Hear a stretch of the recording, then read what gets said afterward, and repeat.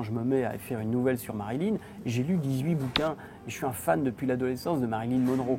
Donc évidemment, dans la nuit du 4 au 5 août 62, j'ai quelques idées qui peuvent me venir.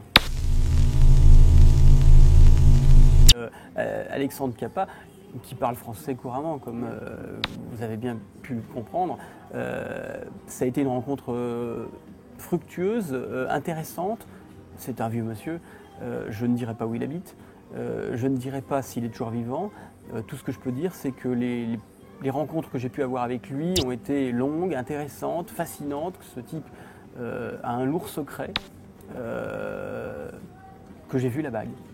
Et que ce personnage a été profondément traumatisé et en même temps ça a changé sa vie et que j'ai eu, après ces diverses rencontres, envie de raconter sa destinée et finalement comment un petit ver luisant peut rencontrer une étoile.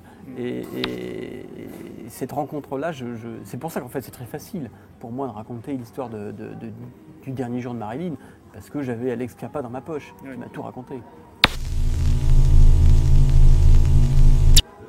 En fait, c'est très simple.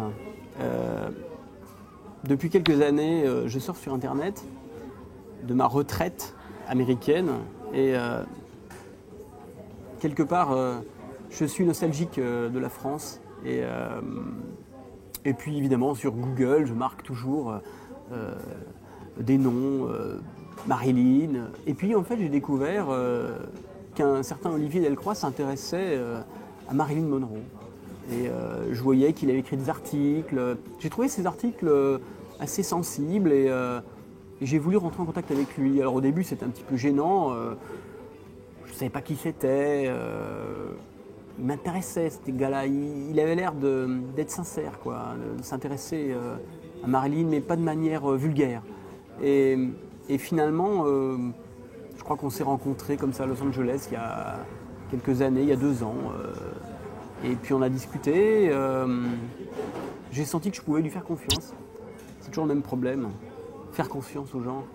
Et donc, je lui ai raconté un peu mon histoire. Il a pris des notes, il était journaliste. Voilà. J'ai trouvé qu'il était très correct. Et puis en mémoire de Marilyn, en fait, j'ai décidé de tout dire. Voilà. Donc c'est... Il a pas cherché à savoir. Il a juste écrit ce que je lui disais. C'est l'essentiel. Moi, je ne cherche pas à... Il n'a rien déformé ? Écoutez, c'est assez amusant, mais il y a certaines... notamment, par exemple, le dernier feuillet que je lui ai tendu, qui est en fait de la main de Marilyn, que j'ai gardé.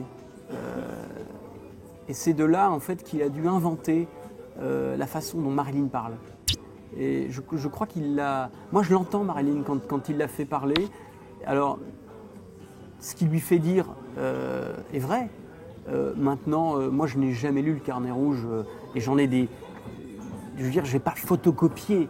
Mentalement, j'ai des souvenirs, j'ai des bribes, mais je ne l'ai pas photocopié. Donc, je n'ai gardé qu'une page. Et c'est à partir de cette page-là qu'il a retrouvé le style et qu'ensuite, avec ce que je lui racontais, il a reconstitué le puzzle de mon aventure, de mon odyssée et de ce que je raconte dans cette nouvelle, finalement. Je comprends que vous affirmiez que vous n'avez gardé qu'une page, mais entre nous, vous pouvez nous dire la vérité. Vous n'avez pas gardé le carnet, c'est vrai ?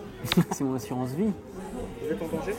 Je suis toujours en danger, parce que j'ai ça, et qu'elle est toujours radioactive. Et c'est donc la preuve ultime.